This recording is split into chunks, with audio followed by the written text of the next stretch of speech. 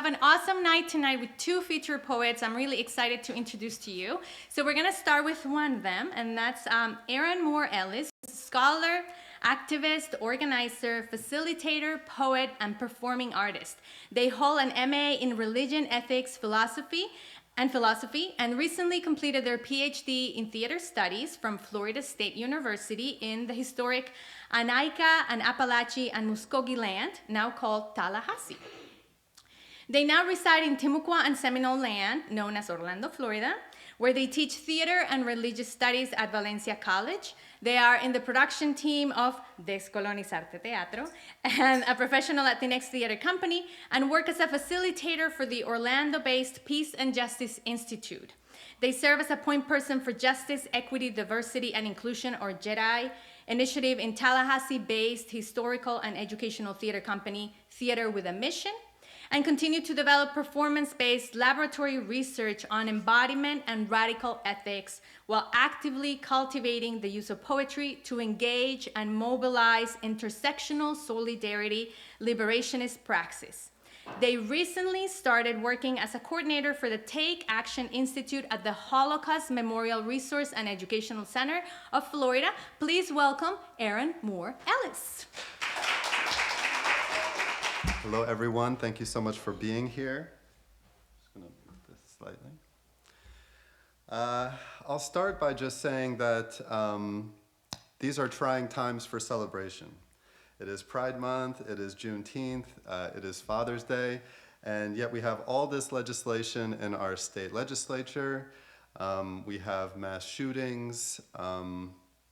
So there's a lot going on at a time when we should be celebrating, and a lot of what I'm going to do today is hold in tension those two polar oppositions, celebration and also commemoration, memorialization, and hopefully from within that tension, pushing forward to some kind of activism.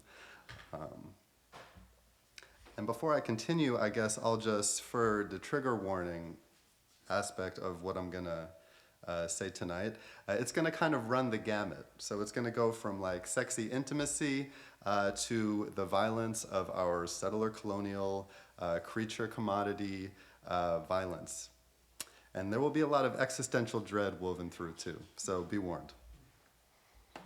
I also want to acknowledge, before I start, that I operate as much as I can. I seek to operate. I lean into the Black queer feminist tradition of struggle and the Jewish liberationist tikkun olam, or healing the world struggle. So it's from those two places that I come here tonight. And my first piece is written, initially wrote it for a queer and disability theater company in Tallahassee called Mickey Faust, which if you're ever up that way, or even if you're not, check them out on the social medias. They're incredible. They're the longest running queer and disability theater production company that I know of in the world, but I could be wrong, there could be others. So yeah, it's adapted for you tonight, and it's called How to Know. How to know when my blood flows to a throbbing swell, what it means when it starts, why it grows. When what seems so simple, a sideways glance, a biting of the lip, a brushing past of a hip, a revelation of another's mind, smart as a whip, is complicated by labels, society, anatomy, upbringing, curiosity, shame, joy, judgment, desire.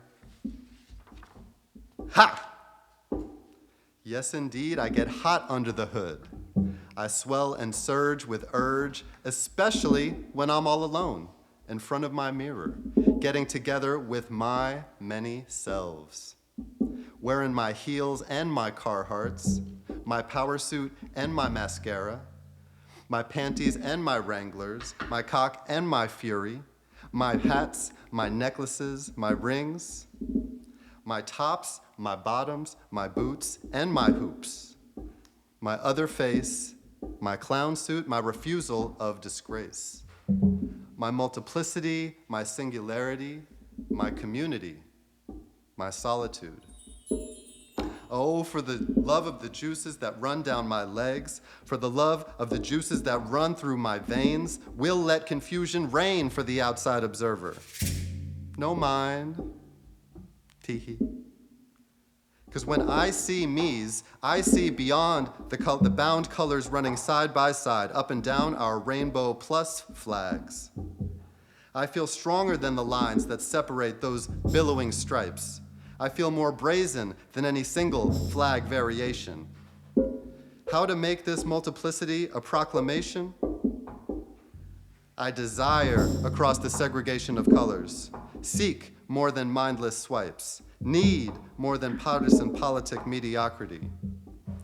I salivate, get hot, melting these colors into new molds, thinking through new worlds and manifesting their many folds, shifting contours, shapes, and sizes.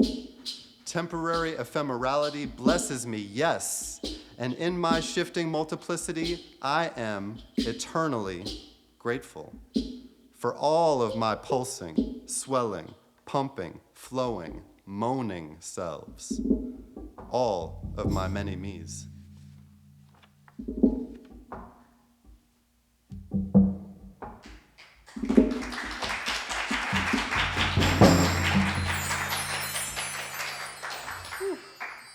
Little warm up here, this humidity.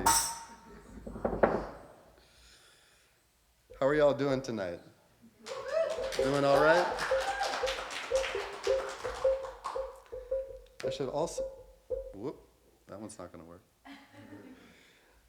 I should also say that these are all kind of coming up for me, coming round and round the bend, stuff that I have written that I keep working on when I get opportunities like this. That are so important to me that they exist anyway. Thank you all so much for hosting this opportunity for folks to get together and share like this. This next one is called Being NB for Me. NB is in non-binary. Being NB for me is so subsyllabic, is less than a small gasp, ensconced between words, volatile casing of vocable poses and recoils. Utterance's presence surround speech, envelop and bind words, their very issue, both posits and foils. Being NB for me is so subcutaneous, is a posture of bodily exploration beyond the fiber of every thing, of thingness itself. Being NB for me is vapor from filler sputtering, propelled unto despair, arising, startling, starling, burning bright, booming, exceeding the full fade out of inevitability, lingering laterally, dying in time only to be born again fine. Airy vibrations, trip steps anyways, burning, dripping suns deep down. Restlessly seeping, pressing past plastic confines, threading through relational tapestries, prefiguring where we'll be at. A mode of seeking, sifting, moving within to the past, within to the future now, and therefore alien in process.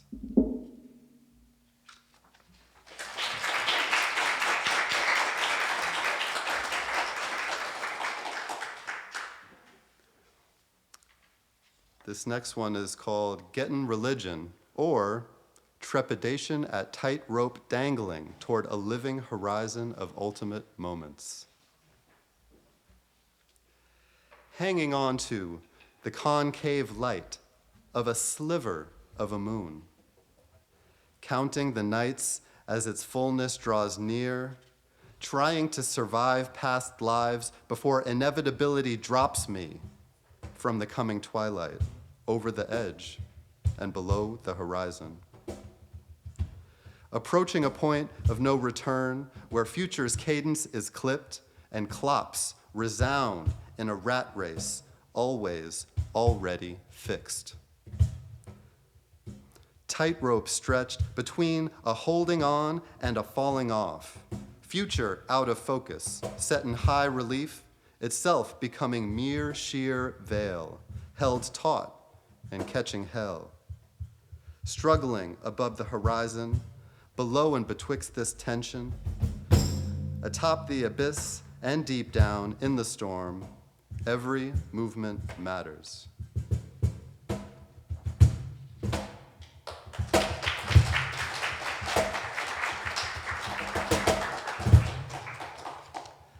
And this next one is just a little bit longer. It's called Bubbling Up. It was something that I wrote when Timucua actually invited me to perform at Central Park in Winter Park. And I performed it again at the Celebration of Black Arts during Black History Month at the Winter Park Library.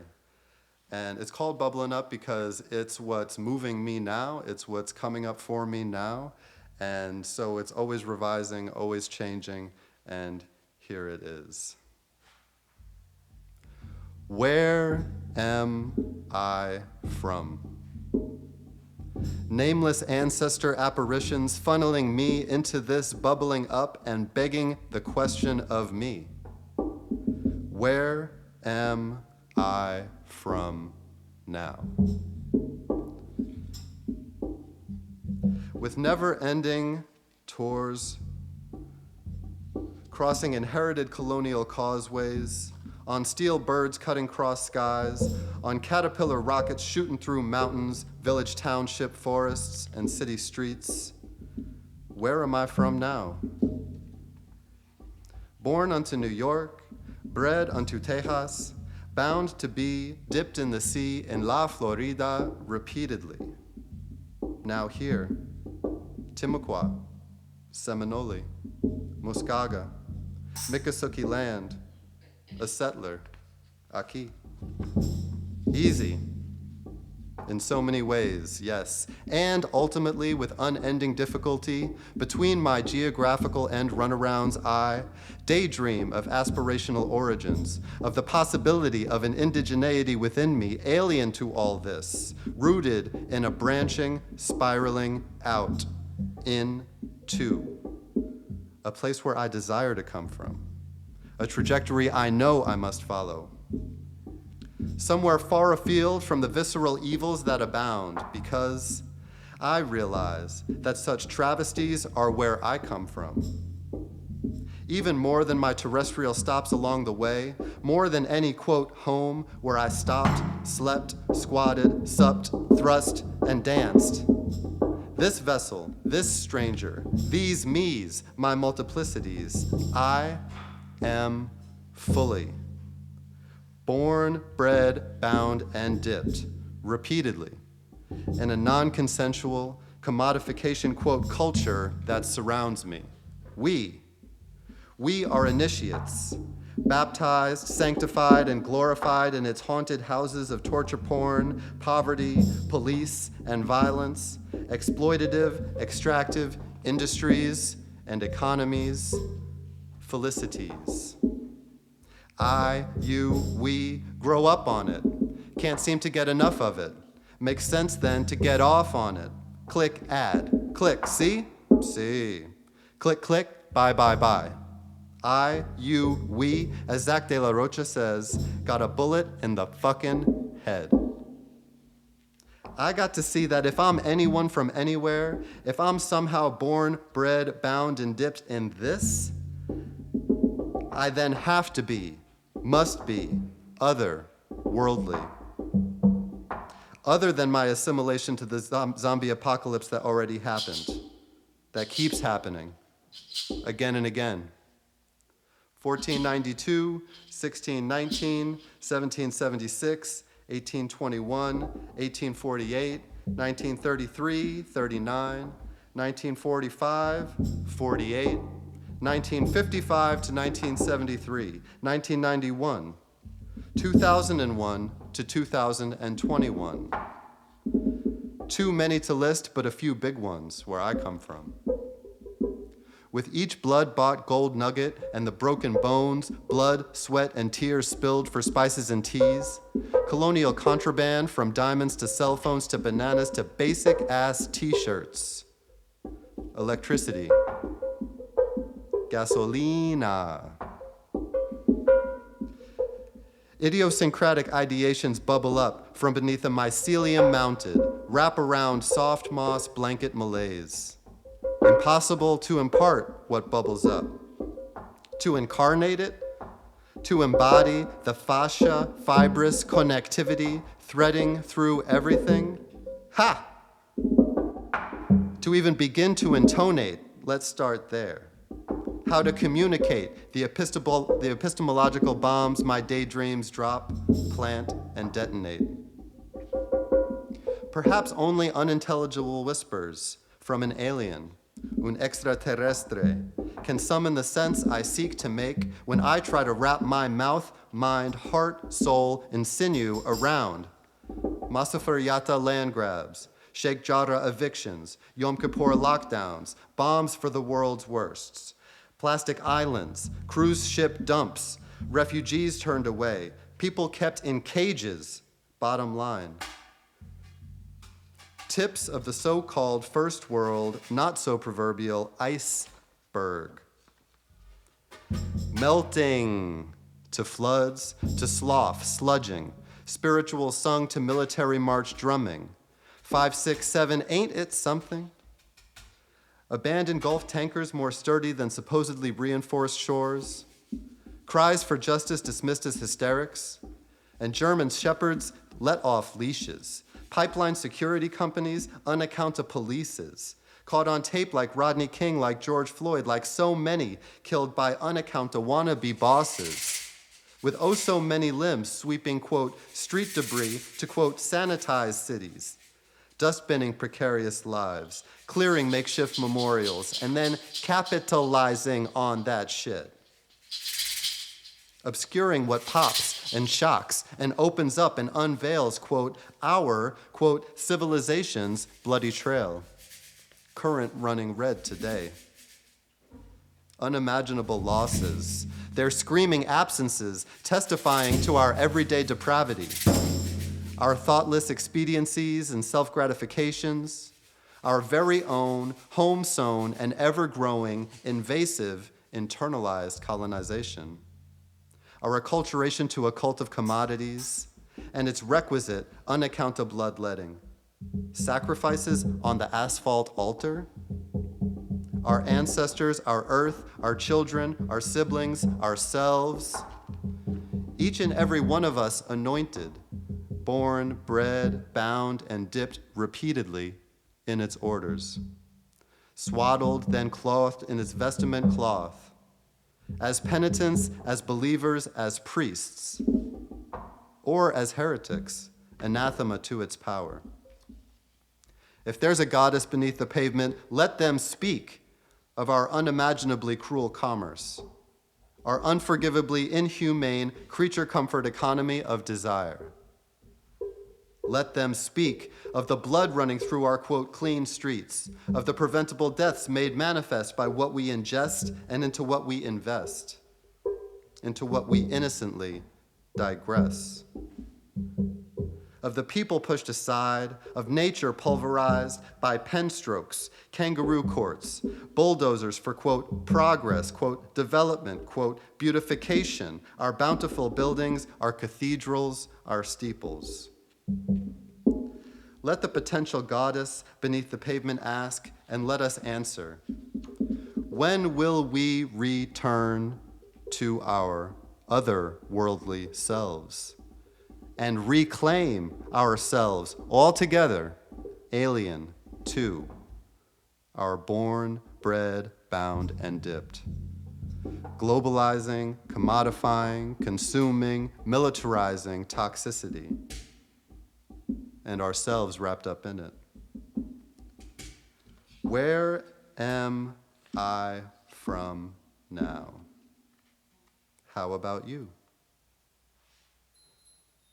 Let the potential goddess beneath the pavement call us, and our response be a lily pad platform for a collective quest. no shame, no guilt, no more complicity. Simply prefiguring a performance of the radical prophetic ethics that we find together. Meaning personal commitment, vocation, calling, struggle with one another toward our collective liberation. Y'all please say it after me. Collective liberation. Collective liberation. Collective liberation. Collective liberation. Thank you.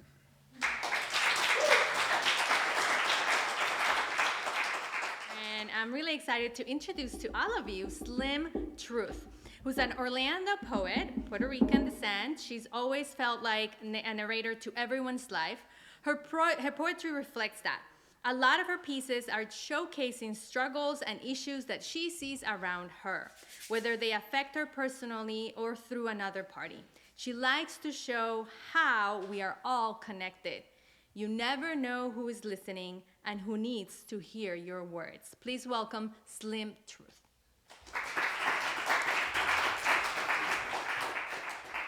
My name is Slim. I'm going to speak some words for y'all if that's cool. You don't need that. I don't need that. Thank you. I feel like I'm going to drop it. Okay. All right. You want me to move it to the side? Or? No. Now I spend too much time talking about this. It's okay. I'm just going to jump right into it. When I'm happy, it's like rose petals morph into a support beam to hold me upright. They call on every element they ever known to help strengthen me, keeping my smile secure. How tragic that a gust of depressive wind dismantles everything a rose petal built. And now I'm overthinking. My thoughts are overflowing into a basket with too many holes. I thought it could filter out all the unnecessary jumble that's around. Turns out it was all unnecessary, spinning around. I'm aroused by my own idiotic mentality. I'm surrounded by images of potential instead of actuality. I'm in love with a version of love that never existed, which means I'm in love with a version of myself wrapped up in tears, and I puked up in tears. I disgust myself. How can I disgust myself if I am no longer being myself? I said, stop. Self. Working on you is a constant, beautiful struggle.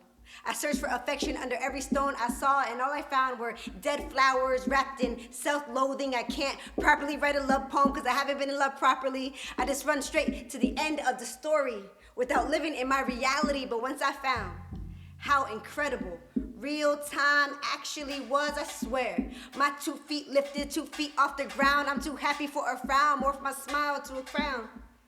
I'm not embarrassed of who I fall for or how I choose to stumble around them. Sometimes I'm too emotional, but what the fuck is two?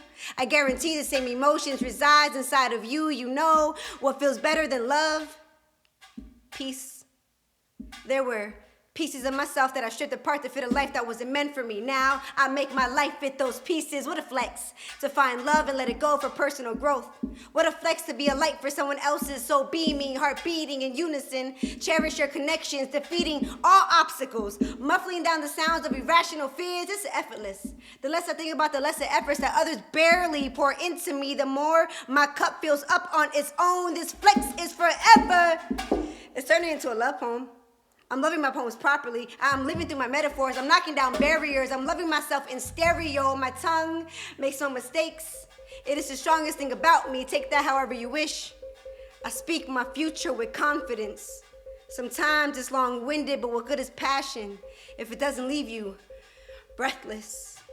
I have a home in the safe spaces of my mind for anyone who's falling and learning how to catch yourself. Stay true to yourself. I'm proud of that self. Mental stability is sexy, and I fucks with it heavy. It's turning into an accountability poem, a get your mind right poem. It's turning into, if you are committed to yourself, snap 2 times for me type of poem. People choose therapy to deal with people who choose damage. I'm hype. I'm loving this honesty. I'm choosing a happy me. Not everyone that knows your story is rooting for your glory. Not everyone deserves to know it in the first place. Make yourself first place. Why wish for another life when you could repair this one this time? I call your blessings your shadows. They're right by your side.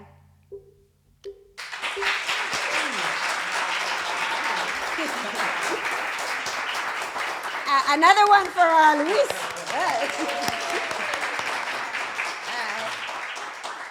Thank you guys so much. I'm gonna do one. I want to say happy Father's Day, happy Juneteenth, and happy Pride.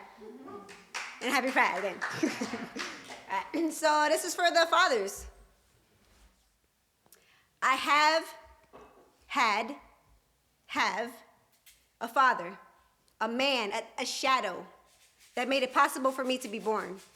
First memory with smiles that will follow me for a lifetime. Smiles are how I survived this life. So I was there smiling in a driveway, on a toy car. Ironically, sitting in a place where departures happen, not being able to go anywhere, barely learned to walk, looking up past the car roofs. Mother's body swung from side to side by him, by the shadow. Memories stick. First time I actually met you, I thought you looked like Santa Claus. White beard over a big belly. Breaking into homes, judging the children that lived there. Bag full of presents, only present once a year with a belly. It would move as you laughed and lied. Wasn't cookies and milk that made it grow. Instead, it was beer and anger that expanded the gut. Instead of tires for Father's Day, it feels like nooses being wrapped around the idea of a perfect daughter. Drop the floor beneath me and let that image die, sir. You can't expect astonishing offspring where you miss every other season in their life. The word father means nothing to me. It is darkness. And shadows disappears as soon as the light hits you at the right point. And my light came in when I was 2. I met my dad. Dad is not father. Father drinks, drunk, drinks. Father hits. Father damage, apologizes, damage. Father negative, father controls. Dad loves always. Dad hugs, dad trusts, dad honor, dad protect, dad teach, dad parents. Dad sees me as perfect. Dad reason for my high expectations. Father doesn't see me at all. Father reason for my insecurities and people departing from driveways, never to be seen again. Dad reason why I don't settle for less. Father, reason why I cry out of nowhere. Dad told me to treat my life like I treat my car. Don't allow people with muddy souls to enter. Father told me to wait for his call. Dad bought me random rap CDs and said, I don't know why you like this, but here you go. Father bought me a computer and didn't know how to spell my name for the delivery. Dad lights up when people say that we look alike. Father shrugs and says she doesn't have my eyes. I look more like my dad than my father, and I know it's because Dad's heart was made to raise mine. Father's heart was drowned in a flask. Father should have stepped out the day I was conceived. Should have stepped into treatment. Should have stepped off a cliff for all I care. Never stepped up when the youngest of kids was born. Only thing that stepped up was his rage. He is a step-parent, and this dad is family instantly. Never raised his hands, only raised his lecture notes. Teaching me each day, never got to hold my mother's belly while she carried me, and yet his hands have carried my dreams. Cradled them until I was ready to see them for myself. Dad's hands have held mine before I knew what unconditional love was.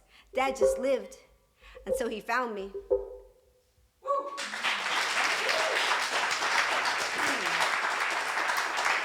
Thank you. Thank you, guys. I got one more for y'all. If you want it. Okay. I like attention, so you're going to need to give me a little bit more than that. Okay, thank you. Hey, that's better.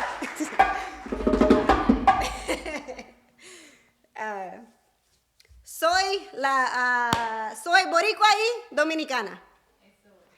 However, my first language is English. My second is sarcasm. I was raised in a household where arguments and admiration were the same volume. Latinos have a culture deep-rooted so far into our soil that we can hear the ground pulse like it's a heartbeat that's made just for us. Pero estoy triste porque ese idioma se siente tan extraño saliendo de mi boca. You see, I can't form my tongue around Taino rhythm. The language is almost lost on me. I never gained an accent. The English dictionary has been shoved down my throat so much that I actually foam out grammatical corrections, correcting those with beauty, dripping off of their tongues. The only incorrect that we face is knowing merely one language. I am a part of a broken system. I got an A in history, which means I am an expert of being misinformed. Brainwashing is higher education. White noise machines are your professors. Report cards are eviction notices. American history is nothing more than a glorified Wikipedia page. Make edits as you see fit. I want to move forward in my culture, so I would die backwards like La Noche de San Juan. Caminaré por tierra santa. Mi acento se las olas rompiendo fuertemente en el océano. Los estereotipos me han seguido. La única forma que otros piensen que soy latina es por la forma en que mis palabras cambian de actitud en un segundo después de escaparse de mi mente. My fire escapes teeth prison, but I say it in English. ¿Cuál es una palabra que más allá de tristeza, decepción, fracaso, which means failure, because that is what I am, not knowing that drinking tainted knowledge is no better than preaching it. My light complexion has made me comfortable in rooms filled with dark intentions. I'm sorry that I love who I am without fully knowing what that means. Quiero que mis ojos están envueltas de mi bandera. I want my flag wrapped around my eyes para escuchar el pulso de la tierra so I can hear that ground pulse y sentir que eres solo para mí, so I could feel like it's just for me.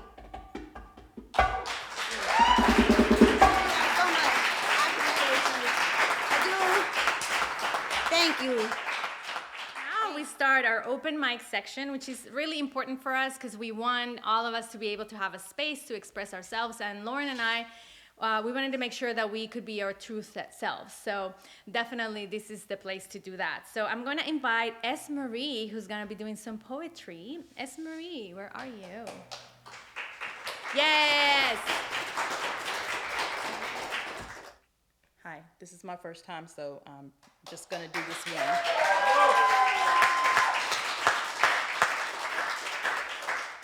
It's called How Do I Love? Is it love when it is limited or if turned on and off? What if the love is flawed? Is it something someone would want? Should I love hard or not at all? Should love be measured or scored? If the love does not evolve, is it not good enough or strong enough to last? So how do I love? How should I love? How do I make love great? I love in the moment when it's most true and real and do not make love wait. Thank you. I just want to say thank you to Luis Molina again, so please.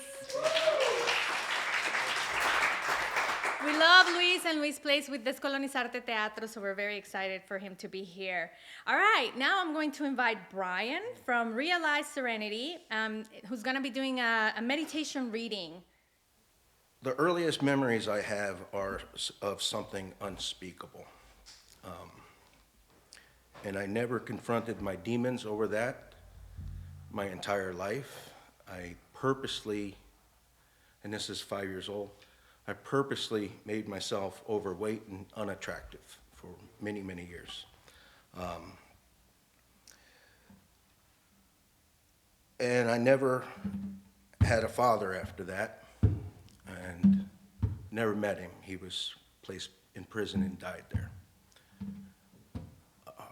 So I had to kind of figure out everything myself. I'm 43 years old and I'm still trying to figure it out. But what I did is I ended up getting married. And the thing I wanted most in life was a son. And got married. And the first time I met my son, I rolled up on my belly while he was playing with these toys called Geotracks. And I don't know if you have children, but when you look into the eyes of a child, it's God looking back at you. And there's nothing greater than that moment.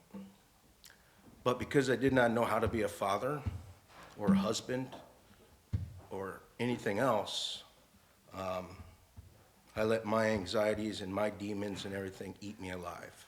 And I started drinking and drinking and drinking. And I was never physically abusive, but I was, voice abusive to my wife and never to Joey. But he overheard it. We ended up getting a divorce, and I started drinking a lot more. And now Joey's 14 years old. One day I couldn't make it to work because I was on a whole week-long run, and I called American Addiction Centers, and I was telling myself, I want to show Joey that it's okay for a man to ask for help. Because I learned how to be a man from TV, stoic, and you're a drinker and everything else. So I get on the plane, I go to Vegas, detox, all of that, and I had nowhere else to return. And I returned here to Florida and Miami and stayed in an IOP for many months. And I have not seen Joey since, and this is going on 5-6 years now. Throughout that process, I started thinking about, well, who is Brian? And where I came from, it was the 5-year-old Brian and earlier, the one that loves song and dance, loves being on stage, loves art, loves animals, loves nature, loves all of that. Everything I lost after that. So now, at 43 years old, coming out of an addiction center, clean and sober, I never really believed in a God as like in religion, but I believed the Spirit is right here. That was my higher power, and my higher power is seeing Spirit in everybody and everything. And so if I mention God throughout this program, it's your higher power, what you believe, what your spirit is. So I wrote 12 principles and that I try to follow today. And I created a program that I call Realized Serenity. And COVID kind of shut it all down. We had kind of a group of people coming, and it was working out great. But those principles are truth, hope, surrender, courage, integrity, willingness, humility, love, discipline, perseverance, spiritual awareness, and service. Like was just mentioned, truth. What is the truth? The truth is my 5-year-old self. The truth is who I am now, not who I was or became. Not regretting the past, but sharing my story and sharing inspiration with others, and returning to art, music, and dance and nature, and trying to provide that experience to others. So each one of these principles, I have a kind of a meditation that I wrote. So if you would indulge me for a moment, I'd like to read it for you. And this one's truth. This is the first principle of recovery for me. So just relaxing, which I kind of need to do, but I'm going to breathe in and breathe out. I'm going to relax my eyes in a safe moment, a safe place. And start with how perfect the truth is for the first principle in recovery. Where else could healing possibly begin? Without truth in our hearts as a foundation, all of our efforts are meaningless, and every outcome clouded by false thinking.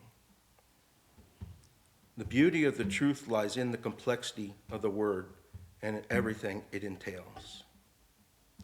Living in truth requires acceptance, rigorous honesty, and a healthy understanding of reality. As you meditate on truth today, consider all of the ways in which the truth can set you free. Take a few deep breaths and consider the idea that God is truth and that wherever there is truth, there is God. Breathing slow, deepen your understanding of this fact. The truth then must be true at all times, in all places, and in every circumstance, even in those that are uncomfortable, even in that which seems painful. The truth brings comfort, purifying every perception and revealing the gifts of powerlessness. As we breathe slow and deep, now imagine the freedom available to you now. Free from the struggle that causes so much pain. Imagine the unlimited power available as you connect with the source of all power. Realizing the presence of the divine truth, all relative things begin to disappear. Cleansing every thought, removing every dishonest motive. Connect with the part of you down deep inside that always knows what is true. Breathe in this certainty, and as you exhale, release anything that does not resonate with it. Stay with this as long as you need to, breathing in the truth and releasing every falsehood as you exhale.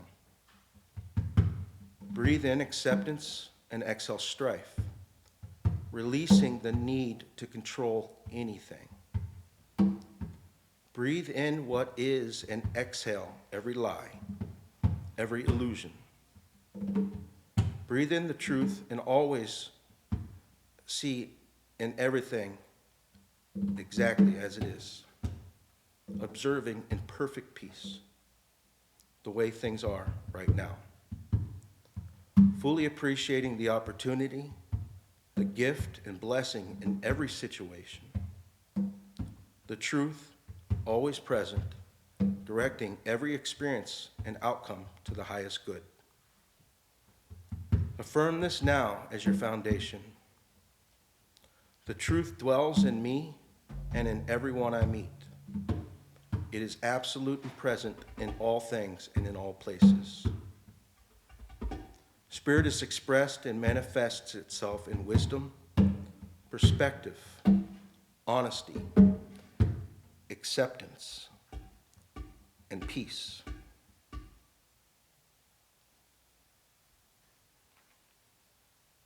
So, thank you. One last comment on that. A lot of this stuff is mindfulness and just being there in the moments, like this moment, and I'll never forget it. But a moment that I remember that actually really hit home about what mindfulness is and paying attention to today, because tomorrow's not a given, was the day that Joey and I were driving in the car, and he loved song and dance as well. Pitch Perfect CD, soundtrack, song round, head right round, round, round, something like that. We started singing it together. And it's the first time I ever really relaxed and just let my guard down. And I hear a comment from Joey, "This was the best day of my life." And I didn't realize until now what that was. That was a snapshot of a moment that I was never fully present in, that I will carry for the rest of my life without never ever seeing him again, other than in my heart and mind. So, thank you. Now we're gonna go with Trisha. I believe you're up there, right, Trisha? Yeah. Trisha is gonna be doing some poetry. And I believe that Trisha was here in the first, well, at that time it wasn't called Authentic Selves, but the first show that Lauren got organized. So Trisha is back. So again, I invite everybody to come every third Sunday of the month to join us for our series. I know it's long stairs. All right, give Trisha a round of applause. Good evening, everyone. Happy Father's Day again to all the dads out here. I hope you guys got something other than tools, right? Yeah. So I was here, like she said, like not too long ago, and it was my very first time on this stage. And Lauren and this place, these people, they were so welcoming and so warm. I was going through some stuff. You know, we all go through our stuff every now and then. And I had to put my stuff on paper, but I needed to release it. I needed my peace.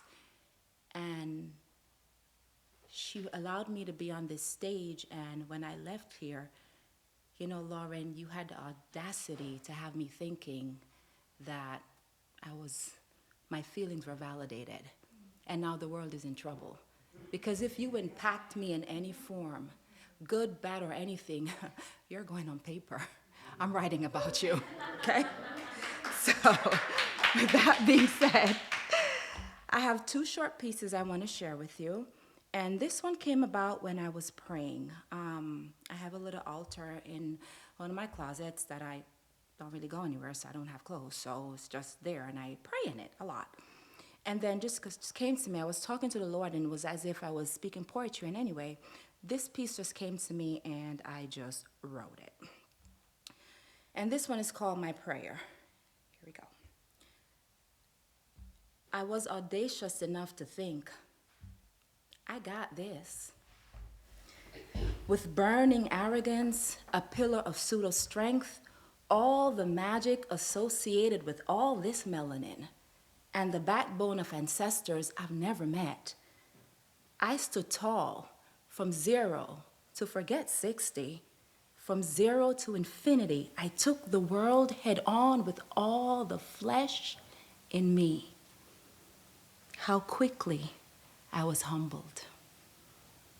So excuse me, pardon me for a moment while I have a conversation with my God. Hello, Papa. It's me again. Your stubborn child, your headstrong, intelligent, disobedient child. The one you love so much that you've never let go, no matter how many times she's pulled her hands away from yours. Yeah, that one. Me. I just want to say, I miss you. I need you. I miss the comfort of your bosom, the warmth of your light. I miss your sovereign hands that guides me through those endless nights and fruitless days. Yes, those same hands that shh me as you lead me to the innermost secret place of your tabernacle, where you teach me to petition that you not just prepare my table, but prepare it in the midst of all, and I say all, my enemies. Yes, Lord. Yes, Jesus. Yes, Yahweh. Yes, Messiah. As I sit and eat with turmoil all around me, I am at peace, and I chew slowly and digest well. For I know that you are with me, and for sure, greater than he that is against me. Besides, you're a really good cook. And in case I forget to tell you later, hey, Papa, it's really good to be home, and I thank you. Okay. Now, this other piece is self-explanatory, the title at least, I think, and I'm sure we all can relate. So this one is called To All My Haters. Right? Okay. I know who I am. I've embraced all of me, the whole me, the broken me, the resilient me, and I assure you, I know who I am. But do you? Do you know me though? Do you really know the core of me? Or do you glide the surface of who you think I am? Who you have shaped me to be, the me who makes you comfortable in your own skin. There's no error in this dialect, no mishaps to my words. I am here to enlighten your misguided thought process. to alleviate the burden of your misjudged and preconceived, not to mention severely premature conjecture of your hardened analysis, or what you hold to be your truth of me. I flow through your veins with magnitude, as if the dam holding me back was broken. I give you purpose, as your obsession with me gives you the will to breathe. Oh, you thought I didn't notice? Oh, wait, I forgot. You've already painted me as shallow and dumb and too stupid to recognize what's really going on. As per your expectations, I am daft. Yet you are enthralled with all that I do. My walk, yeah, that's swag. The way I speak so genuinely when I'm pissed the hell off, to the opposite end of encouragement when I'm motivated as eloquence flow from my educated lips. As I smile and charm you out of your misery. I can't help it. I'm just that girl. It's natural for me to be that magnet that people gravitate to, the good, the bad, the ugly, the you. So again, let me enlighten your misguided thought process. I am beautiful, I am strength, and I know but don't care that you are threatened by me.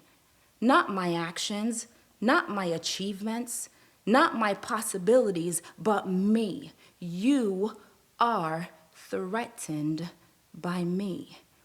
You fear that I rise even though you pray continuously that I fall. You fear that my smile with you is pure even though your heart for me is deceptive. You worry that I may see fur through wool, the wolf in you through the sheep you pretend to be. Oh, silly thing, you were light years behind me. You were so busy trying to knock me down that you refused to see I kept on climbing. Again, let me enlighten your misguided thought process. I am successful, I am brave, I am truthful, I am bold. But most importantly, I am too old in a mature way not to let you know that I've always seen through you. It's just that I'm kind enough to let you live, as your obsession with me gives you the will to breathe. So live on, my Judas. You have my permission to hate on me, to envy with all that you can muster. Because see, it is all that envy that has caused me to understand that for good to be evident, there must be evil. Therefore, you are necessary. The irony in all this is that all your muster has created me to be here today, enlightening you to take a look at your masterpiece. I know certainly you didn't think for 1 second, did you, that I was born naturally with all this luster? Oh, you silly thing. Look who's daft now. So once again, let me enlighten you. You created me. Thank you. Now we have someone who's very beloved to Timuqua, who's Benji Gallagher, who's going to be coming up here and reading an essay. So give it up for Benji.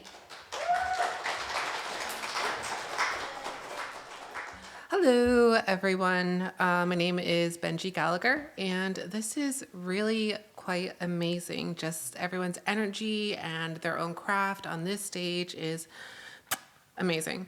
So I actually wrote this piece for Speak from the Heart event at the Winter Park Library yesterday for LGBTQ Pride Month.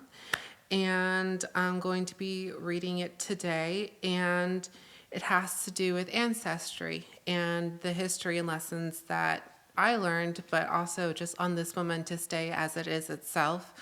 I encourage everyone to just look into the past of who we are as, as the people that are here. So this piece is called Don't Stay Silent. All right. I learned about pride from queer history. The Laramie Project aired one day on a queer network in the early 2000s called the Logo Channel.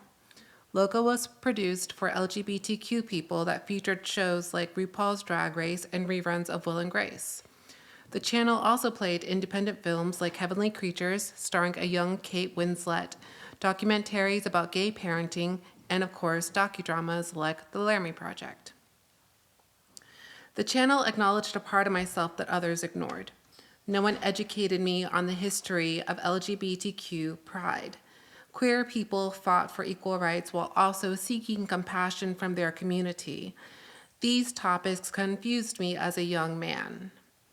I didn't know how to accept myself as a queer person still in the closet. Homophobia scared me. Coming out gave people another reason to not like me. I didn't realize this until one day a kid asked me if I was gay. He sat in the back of the classroom with 5 other teenage boys. I didn't think about hiding the truth and just said, yes. He started teasing me in the locker room, in homeroom, and in history class, except he exposed me without knowing the full truth. I wasn't just gay, but also queer. Back then, being queer meant anything but straight. I wasn't attracted to girls, but too scared to talk to guys. This fear stemmed from a long history of LGBTQ hate crimes in America. The first one I learned about was Matthew Shepard. On October 6, 1998, 2 men abducted Matthew Shepard in Laramie, Wyoming. They tied him to a fence and assaulted him with the butt of a pistol. Matthew died 6 days later while laying in a coma in a hospital bed. His death shook the nation. The Laramie Project focused on Laramie residents. Their interviews painted a peaceful picture of the town prior to Matthew's murder.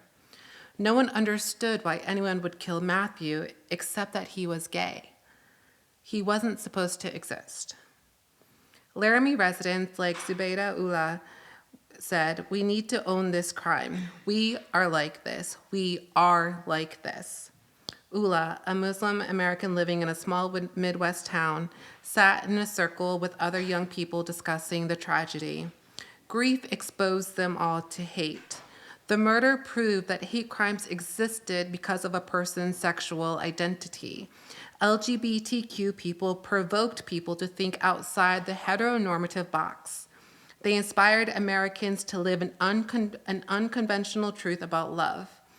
However, the country manipulated people into believing that queers didn't exist.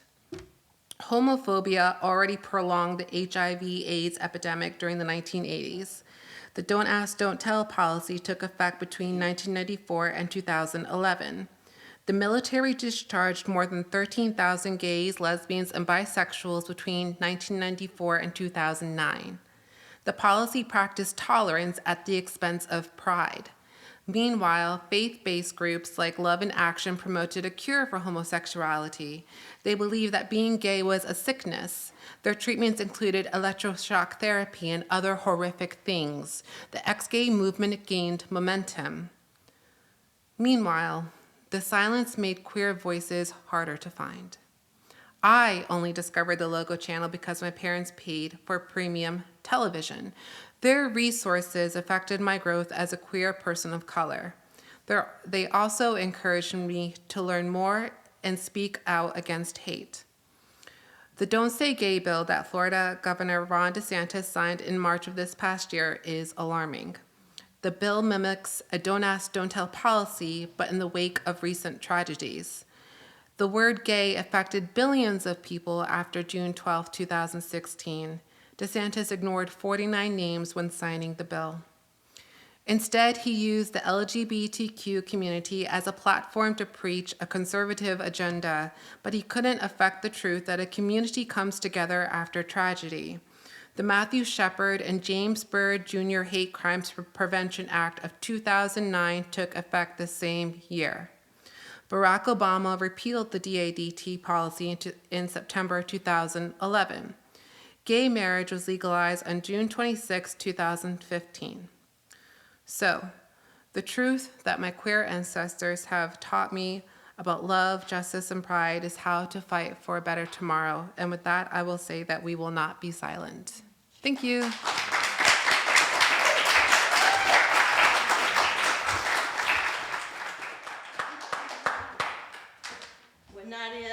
introduced Benjamin and said, someone very special to Temecula, I was just like going, yes, it's me. I was wrong.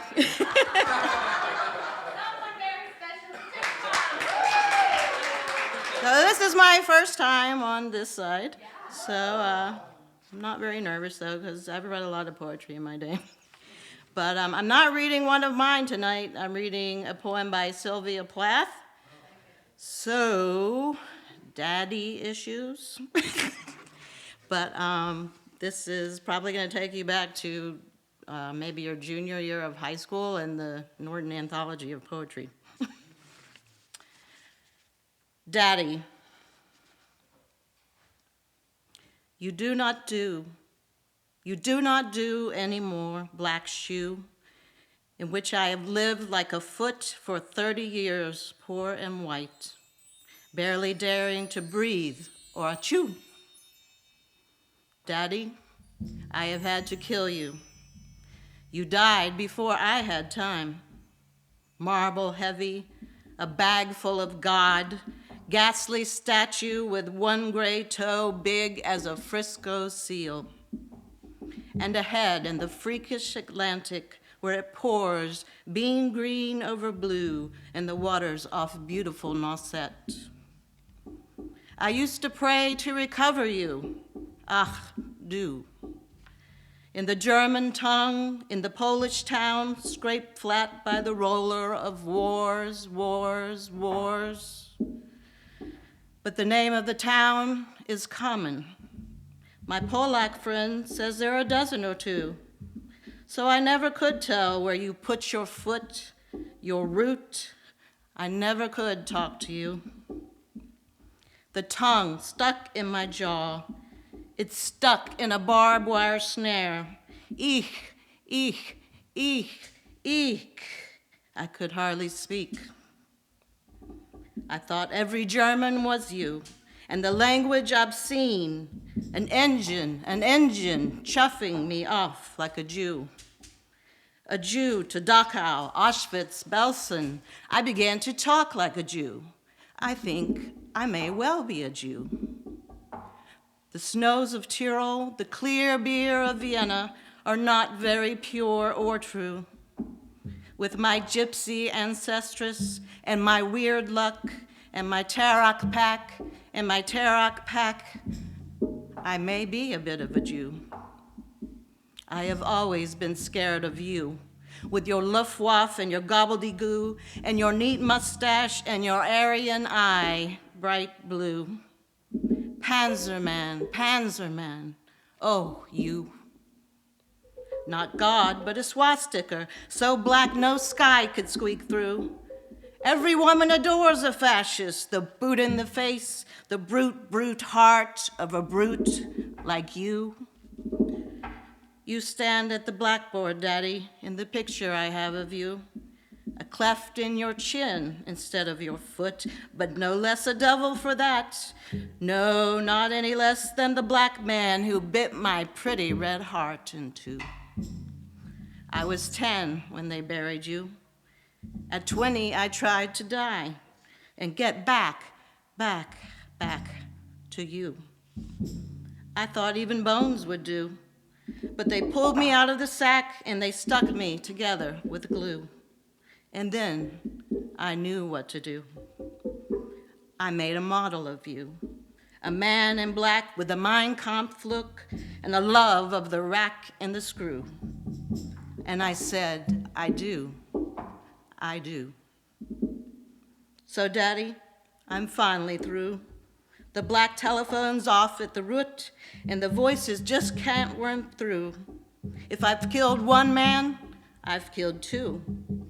The vampire who said he was you and drank my blood for a year. 7 years, if you want to know. Daddy, you can lie back now. There's a stake in your fat black heart, and the villagers never liked you. They are dancing and stamping on you. They always knew it was you. Daddy, you bastard, I'm through.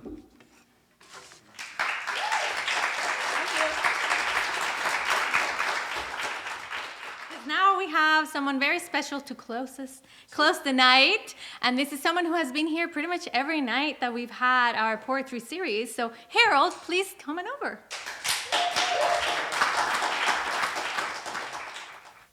First and foremost, I'd like to pay my respects to the Creator without whom nothing is possible. I'd like to welcome you all with the warmest of greetings, and that is the greetings of peace and love. The poem that I want to share with you tonight is entitled The Manhattan Project. And the Manhattan Project was the United States effort during World War II to research and develop the first atomic weapon. There is a prophecy written in the biblical scripture, the book of Malachi, chapter 4, verse 1, and it speaks about how after there will be a new cycle of time after the earth is purified by fire. I see skies of blue, then ominous mushroom clouds of fire and light, in contrast to the bright blessed day and the dark sacred night. And I think to myself, what a wonderful world. July 16th, 1945, 5:29:46 anti-meridium, Alamogordo, New Mexico, in a region named by the early Spanish conquistadors as the Jornada del Muerto, or the Journey of Death. Scientifically, the project was led by a theoretical physicist by the name of J. Robert Oppenheimer. After its completion, they had designed, manufactured, and detonated the first modern atomic weapon, hereby creating a new wrinkle in space and time and ushering in a new strategy for warfare and the possibility of the fulfillment of prophecy. T-minus 5, 4, 3, 2, 1. We knew the world would not be the same. Few people laughed, few people cried, most people were silent. I remember the line from the Hindu scripture, the Bhagavad Gita. Vishnu is trying to persuade the prince that he should do his duty, and to impress him, he takes on his multi-armed form and says, "Now I am become death, the destroyer of worlds." I suppose we all thought that, one way or another. The dawn invests our substance with desire, and the slow light betrays us in our wistfulness. When the celestial saffron is faded and grown colorless, and the sun gone sterile, and the growing fire stirs us to awaken, we find ourselves, each in his own separate prison, ready, hopeless for negotiation with other men. A book for the 12 wise men, the more than all the land can comprehend. That's half of the 24 elders, who write the history of the mystery of space-time continuum. That's the measure of a ruler. E equals MC squared, the perfect equation, whose definition and application became the movement of society, nations, the entire planet Asia. It began childlike in its infancy, then became precision-like in its militancy, as the pacifist minds of the world had the key to unlock and elevate war's catastrophe, and leave in its wake complete and utter tragedy, the mathematical formula for sin. They split the atom and gave birth to Cain and Abel, Hiroshima and Nagasaki, brother versus brother, man versus man. So whomever murdered the most became the rulers of the land. So under the blood-red sky, some would live and others would die. And in their last thoughts, they would always wonder why, intentionally deceived by the state through lies. This ideology was the death of the freethinker, and it gave birth to the idea of National Socialism. So they became the rulers of the earth, not like Christ, but Antichrist. Jesus wept.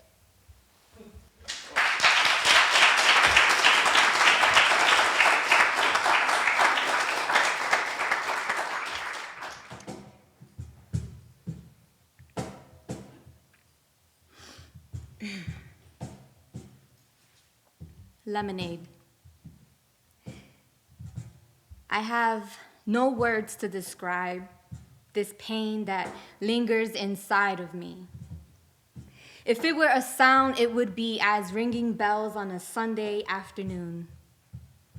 The memory of Mama's home-cooked meals that always left me slumped after one too many spoons. It is nostalgic, like the sound of the whistling wind as withered leaves spiral up, down, and around, hinting at the arrival of a chilled autumn breeze. I have no words to describe this pain that lingers inside of me, but it feels like battle wounds that resurface at the sight of familiar eyes and voices. I never really won that war, and quite frankly, I have no intentions on re-enlisting. For I know of the pending doom that patiently waits for me. So, like a child, I hide behind flowered bed sheets from monsters who haunt me once my bedroom lights are turned off. Good night. A good night I wish it was. My heart is beating faster than the ticking clock on the wall. No time for love, just cries and war. Distant laughs meet me at my bedroom door. From hypnotized lovers with hearts splattered on the living room floor. I find myself surrounded by my greatest fears and woes. Am I loved? Why do I feel so alone?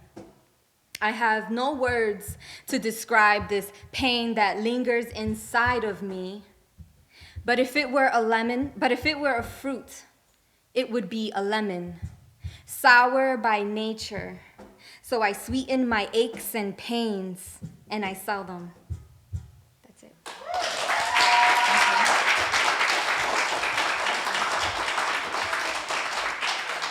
Thank you so much. I'm so glad you said, yeah, I want to come over. Now, Lauren White coming over.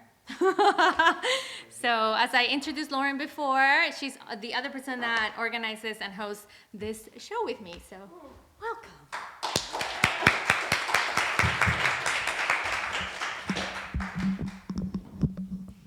Don't get excited, I'm not reading tonight.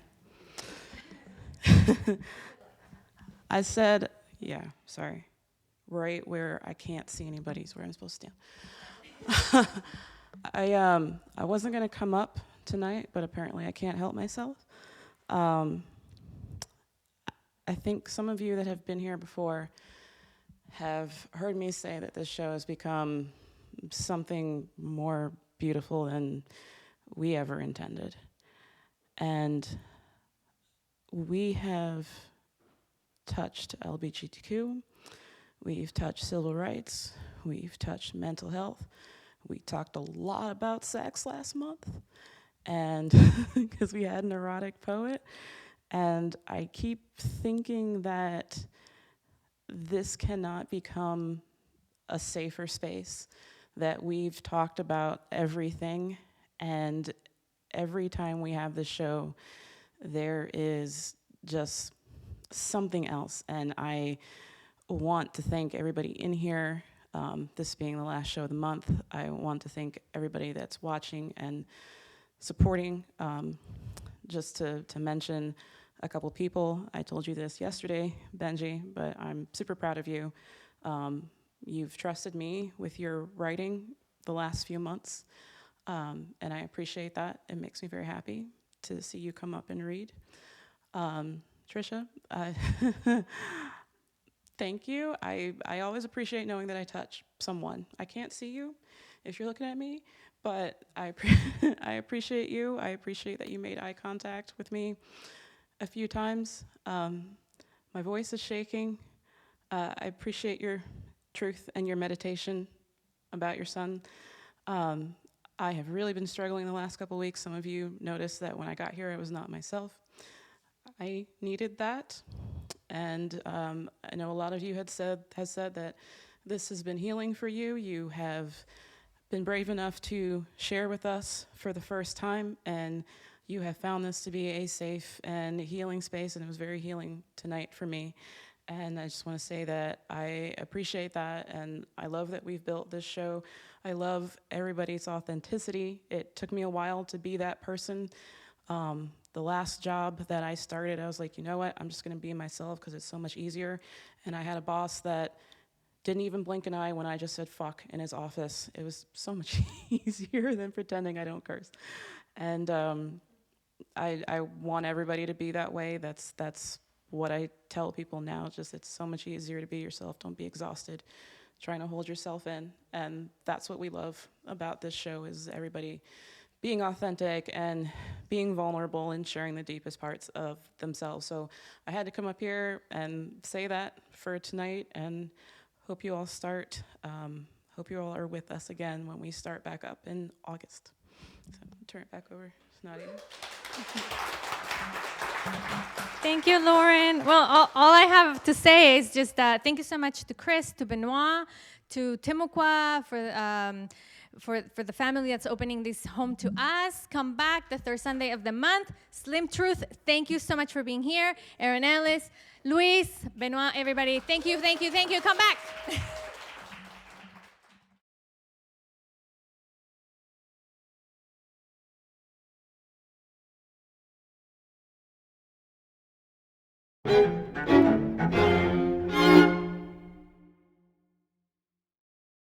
This project was made possible by our season sponsors, Orange County, United Arts, the state of Florida, ACS, and Orlando Health. Our wonderful board members. We thank our donors and members, as well as our business sponsors. Please thank them for their support for Timuqua.